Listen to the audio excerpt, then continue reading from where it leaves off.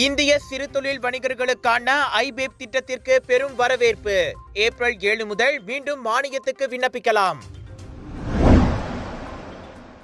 நகர்ப்புற புதுப்பித்தல் சட்டம் நிச்சயம் நன்மை அளிக்கும். பினாங்கு அரசின் வெற்றியே அதற்கு சான்று என்றார் சுந்தரராஜு.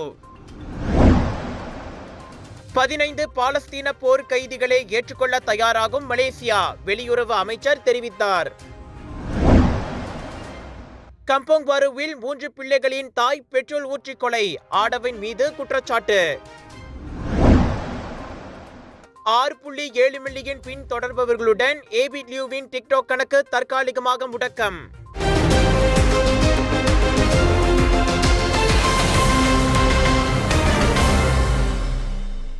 இஸ்ரேல் காசா போர் நிறுத்த ஒப்பந்தத்தின் ஒரு பகுதியாக விடுவிக்கப்படும் 15 பாலஸ்தீன போர் கைதிகளை ஏற்றுக்கொள்ள மலேசியா தயாராகி வருகிறது. வெளியுறவு அமைச்சர் டத்தோஸ்ரீ முகமது அசான் அதனை தெரிவித்தார். அக்கைதிகளில் சிலர் 20 ஆண்டுகளுக்கும் மேலாக எந்தவொரு விசாரணையும் இன்றி இஸ்ரேலிய ராணுவத்தால் தடுத்து வைக்கப்பட்டுள்ளனர். விடுதலையானதும் பாலஸ்தீனம் திரும்பவும் அவர்கள் அனுமதிக்கப்பட மாட்டார்கள். எனவே மலேசியா அதன் அனைத்துலக பொறுப்பை நிறைவேற்றும் வகையில் அக்கைதிகளை ஏற்றுக்கொள்ளும். பாலஸ்தீன மண்ணில் அமைதியை நிலைநாட்ட மலேசியா செய்யும் ஒரு சிறிய பங்களிப்பே இதுவென அமைச்சர் கூறினார். OIC எனப்படும் இஸ்லாமிய நாடுகளின் கூட்டமைப்பை சேர்ந்த துர்க்கி, எகிப்து, பாகிஸ்தான், இந்தோனேசியா போன்ற நாடுகளும் மறுகுடியேற்றத்திற்காக அந்த பாலஸ்தீன போர் கைதிகளை ஏற்றுக்கொள்ளும் என்றார் அவர்.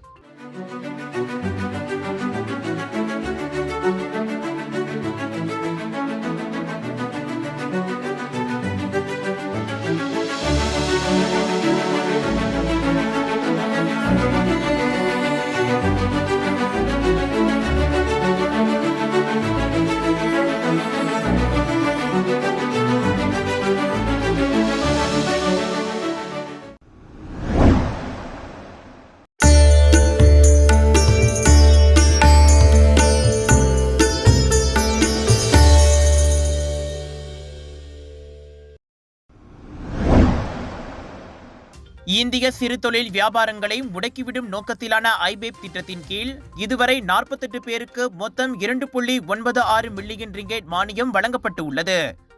தொழில் முனைவோர் மற்றும் கூட்டுறவு மேம்பாட்டு அமைச்சான குஸ்கோப் அதன் கீழ் செயல்படும் SME கோப் நிறுவனம் வாயிலாக அந்நிதி வழங்கியதாக துணை அமைச்சர் டத்தோஸ்ரீ ரமணன் ராமகிருஷ்ணன் கூறினார். பார்த்தோன்னா லாஸ்ட் இயர் நம்ம அக்டோபரில் இந்த ஐபேப் அக்டோபர்லேயே நம்ம சாத்தினோம். ஏன்னா அத்தனை அப்ளிகேஷன் வந்துச்சு. ஸோ இன்னைக்கு வரைக்கும் 48 அப்ளிகேஷன் நம்மளை லுலூஸ் பண்ணியிருக்கோம். 2.96 மில்லியன் நம்மளை வெளியாக்கியிருக்கோம் கிராண்ட். ஸோ ஏன்னா அந்த அப்ளிகேஷன்லாம் வந்திருக்குது. இன்னொன்று சில பேர் உதவி கேட்டிருக்காங்க, தயவு செஞ்சு எல்லா சமுதாயத்துக்கு கொடுத்துருங்க. நம்மளோட பிஸ்னஸ் 300,000 மேலே தான் நீங்கள் கொடுக்குறீங்கன்னா நம்மளை நிறைய பேர் நம்மளை அப்ளை பண்ண முடியலை. ஸோ அதனால் நம்மளை சார் ரிசால்வ் கூட நம்மளை டிஸ்கஸ் பண்ணோம். ரொம்ப நாள் நம்மளை நெகோஷியேட் பண்ணோம். அவங்களும் ரொம்ப ஹெல்ப் பண்ணியிருக்காங்க. ஏன்னா அவங்க சொன்னால் பரவாயில்ல, ஓகே நம்மளை ரீஸ்ட்ரக்சர் கேலிப்ரேட் பண்ணுவோம். எப்படி நம்மளை இது ஒரு சக்ஸஸ்க்கு நம்மளை எடுத்து இந்த ப்ரொமோட் நான் திறக்க முடியும். ஸோ லாஸ்ட் மந்த் அவங்களோட டீம் கூட எல்லாம் டிஸ்கஸ் பண்ணிட்டு என்கிட்ட திருப்பி சொன்னாங்க, ஓகே முடியும். ஸோ இன்றைக்கி நம்மளை 3 மில்லியன் கிட்ட நம்மளை திறந்துருக்கோம். 7th ஏப்ரல்லேருந்து அவங்கள அப்ளிகேஷன் போட முடியும். அண்ட் இந்த வாட்டி இந்த 3 மில்லியன் கிட்ட எல்லாரும் அப்ளை பண்ணலாம். ஸோ உங்களோட பிஸ்னஸ் 300,000 per year சேல்ஸ் எல்லாம் தேவையில்லை. 200,000 100,000 50,000 அவங்கள அப்ளை பண்ணலாம். 1 லட்சம் ரிங்கேட் வரையிலான மானியத்துக்கு விண்ணப்பிக்க கடந்த ஆண்டு அக்டோபர் 7 முதல் 31 வரை கால அவகாசம் வழங்கப்பட்டது. அதற்கு விண்ணப்பித்தவர்களில் இன்றைய தேதி வரை 48 பேருக்கு மானியம் அங்கீகரிக்கப்பட்டது. நாங்கள் காலேஜ் நடத்துகிறோம், டெக்னிக்கல் காலேஜ் எலக்ட்ரிக்கல். இன்றைக்கி நம்ம லோன் அப்ளை பண்ணியிருந்தோம். இந்த SMEயோட ப்ரோக்ராமோட லோன் ட்ரான்சாக்ஷன் ஆகிடுச்சு 300,000. ஸோ நம்ம என்னத்துக்கு யூஸ் பண்ணுறோன்னாக்கா இந்த பிள்ளைங்களுக்கு ஐபேட் வாங்கி அவங்களுக்கு உதவுன்ட்டு நம்ம அப்ளை பண்ணோம். தேங்க்ஸ் டு கவர்மெண்ட்டில் SMEயோட கிராண்ட்ஸ் எங்களுக்கு அலோகேட் பண்ணியிருக்கிறாங்க. ஸோ இதோடைய இது நாங்கள் என்னத்துக்கு யூஸ் பண்ண போகிறோம்னா எங்களுடைய ரபிஷ் பின், நாங்கள் ரபிஷ் கொலத்திங் வேஸ்ட் ரபிஷ் கொலத்திங் செஞ்சிட்ருக்கோம். ஸோ இந்த கிராண்ட்ஸ் எங்களுடைய ரபிஷ் பின் லோரிக்காக நாங்கள் இது உபயோகப்படுத்த போகிறோம். ஸோ இந்த லோன்னால எங்களுக்கு வந்து ரொம்ப ஈஸியாக இருக்குது. ஏன்னா 50% வந்து கவர்மெண்ட்ஸ் வந்து அலோகேட் பண்ணியிருக்கனால இது வந்து எங்களுக்கு யூஸ்ஃபுல்லாக இருக்கும். ஸோ நம்ம வந்து நிறைய யூனிஃபார்ம்ஸு கஸ்டமேட் எல்லாமே நம்ம செய்கிறோம். ஸோ இந்த கிரான் வந்து நம்ம அப்ளை பண்ணியிருக்கோம். ஸோ நமக்கு வந்து கிரான் வந்து அப்ரூவ் ஆகிருக்கு. ஸோ இதனால் எனக்கு என்ன ஒரு நல்ல ஒரு விஷயம்னா நிறைய புது மிஷினரிஸ் வந்து அப்கிரேட் பண்ண முடியுது என்னால். அதனால் என்னோடய வேலை செய்கிற அந்த உற்பத்தி பண்ணுற டைமிங் வந்து குறைக்கவும் முடியுது. இன்னும் அதிகமான ப்ராடக்ட் என்னால் செய்ய முடியும். ஸோ இந்த வேலையில் வந்து நம்மளோட இந்த அரசாங்கம் ஒற்றுமை அரசாங்கத்துக்கு வந்து ரொம்ப நன்றி சொல்லிக்கிறேன். ஏன்னா அவங்களால தான் எனக்கு இந்த கிரான் வந்து கிடச்சிருக்கு. ஸோ இந்த கிரஜன் மடானி, அப்புறம் நம்ம நாட்டோட பிரதமர், அதன் பிறகு வந்து இந்த எஸ்எம்இ காப் நிர்வாகம் வந்து என்னை ரொம்ப அழகாக கைட் பண்ணாங்க. எப்படி நம்ம அப்ளை பண்ணணும்னு எந்த ஒரு ஒளிமுறை இல்லாமல் நல்ல டீட்டெயிலாக எனக்கு சொல்லிக் கொடுத்தாங்க. அதன் பிறகு வந்து நம்மளோட ஒய்பி ரமணன் அவரோட வேற ஒரு டிக்டாக் பதிவு பார்த்து தான் நானே அப்ளை பண்ண ஆரம்பித்தேன். ஸோ இந்த வேலையில் வந்து இந்த அனைவருக்கும் ரொம்ப நன்றி நாங்கள் சொல்லிக்கிறோம். அவர்களில் 26 வணிகர்களுக்கு மானியத்திற்கான மாதிரி காசோலை வழங்கும் நிகழ்வில் துணை அமைச்சர் பேசினார். குவாலலம்பூர் எஸ்எம்இ காப் கட்டடத்தில் நடைபெற்ற அந்நிகழ்வில் அதன் தலைமை இயக்குனர் டத்தோ ரிசால் நைனி உள்ளிட்டோர் பங்கேற்றனர். இந்திய சிறு வியாபாரிகள் மற்றும் நிறுவனங்களின் திறன்களை மேம்படுத்த வணிக ஆலோசனை சேவை மற்றும் நிதி ஆதரவை இந்த ஐபேப் திட்டம் வழங்குகிறது. அவ்வகையில் கடந்த ஆண்டு கிடைக்கப்பெற்ற ஊக்கமளிக்கும் ஆதரவின் அடிப்படையில் அம்மானியத்தை பெறுவதற்கான விண்ணப்பம் மீண்டும் திறக்கப்படுவதாகவும் ரமணன் மகிழ்ச்சி செய்தியை அறிவித்தார். வரும் ஏப்ரல் 7ஆம் தேதி தொடங்கி இந்திய சிறு வணிகர்கள் இணையம் வாயிலாக அதற்கு விண்ணப்பிக்கலாம். அதோடு மேலும் அதிகமான சிறு தொழில் வியாபாரிகள் நன்மை பெற ஏதுவாக விண்ணப்ப நிபந்தனைகள் மேம்படுத்தப்பட்டுள்ளன. குறிப்பாக வருடாந்திர மொத்த வியாபாரத்திற்கான குறைந்தபட்ச அளவு நீக்கப்பட்டுள்ளது. இதற்கு முன் ஆண்டுக்கு 3 லட்சம் ரிங்கெட்டுக்கும் மேல் வருமானம் ஈட்டும் வணிகங்கள் மட்டுமே அதற்கு விண்ணப்பிக்க முடியும் என்பது குறிப்பிடத்தக்கது.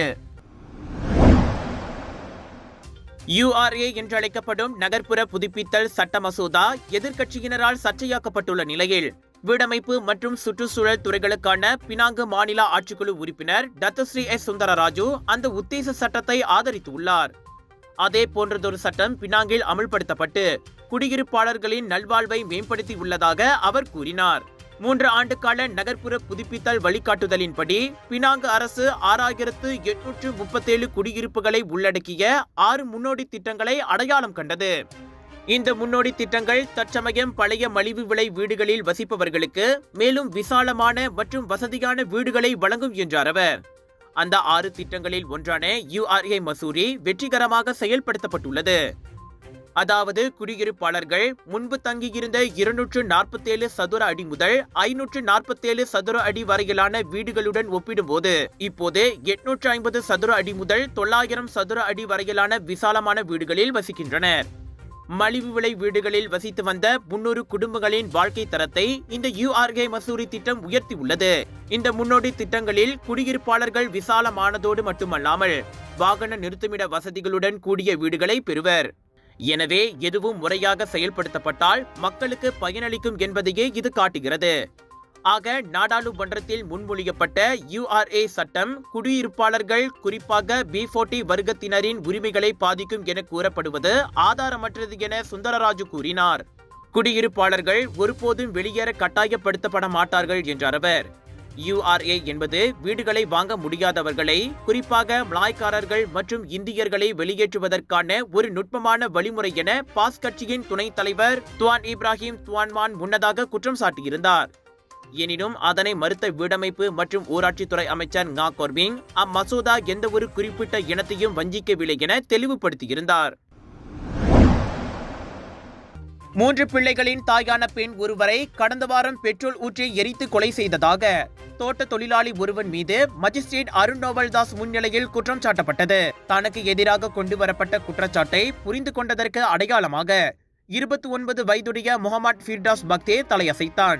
இந்த குற்றச்சாட்டு உயர்நீதிமன்றத்தின் அதிகாரத்திற்கு உட்பட்டதாக இருப்பதால் இன்னும் திருமணமாகாத அந்த ஆடவனிடம் வாக்குமூலம் எதுவும் பதிவு செய்யப்படவில்லை. மார்ச் 8ஆம் தேதி மாலை 5 மணி அளவில் ஸ்ரீகாடிங் கம்போங் பாருவில் உள்ள வீட்டொன்றில் 31 வயதுடைய ஷாரா நூருல் மஸ்தூரா அப்துல்லா என்பவருக்கு மரணம் விளைவித்ததாக முகமது ஃபிர்டாஸ் மீது குற்றம் சாட்டப்பட்டது. குற்றவாளி என நிரூபிக்கப்பட்டால் மரண தண்டனை அல்லது 40 ஆண்டுகள் வரை சிறை மற்றும் 12க்கும் குறையாத பிரம்படி விதிக்கப்படும். தண்டனை சட்டத்தின் 302வது விதியின் கீழ் முகமது ஃபிர்டாஸ் மீது குற்றம் சாட்டப்பட்டது. அவனுக்கு ஜாமீன் அனுமதிக்கப்படவில்லை என்பதோடு ஏப்ரல் 24ஆம் தேதி இந்த குற்றச்சாட்டு மீண்டும் மறுவாசிப்புக்கு செவிமடுக்கப்படும். ஒரு லொகேஷன் 10 ஃபெஸ்டிவல்ஸ், 100க்கும் அதிகமான பிரபலங்கள், 200க்கும் அதிகமான பூத்கள், 1000த்திற்கும் அதிகமான போட்டியாளர்கள், 1 லட்சம் வாடிக்கையாளர்கள். மலேசியா புக் ஆஃப் ரெக்கார்ட்ஸில் the largest indoor Deepavali expo என பெயர் பதித்த கலர்ஸ் ஆஃப் இந்தியாவின் பிரம்மாண்டத்தின் உச்சம் south Asia Bollywood festival and Indian trade expo 26 மார்ச்லிருந்து 1 ஏப்ரல் வரை சுத்ரமால் ஜோபாடு ஜோரில். எதிர்பாராததை எதிர்பாருங்கள், திரண்டு வாருங்கள். Let's create lasting memories.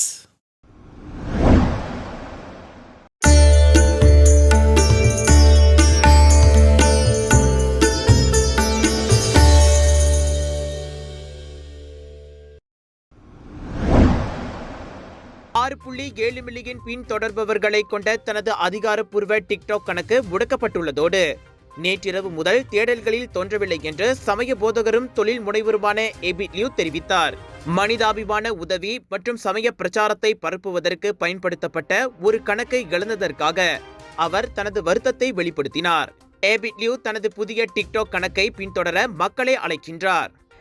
@ABITLIEW live சோதனைகள் கடவுளின் அன்பின் அடையாளம் என்பதை நினைவூட்டும் நெட்டிசன்கள் அவருக்கு தார்மீக ஆதரவை வழங்கினர். ஏபிட்லியூவின் டிக்டாக் கணக்கு இன்னும் எங்கும் காணப்படவில்லை என்பதை தற்போதைய தேடல்கள் காட்டுகின்றன.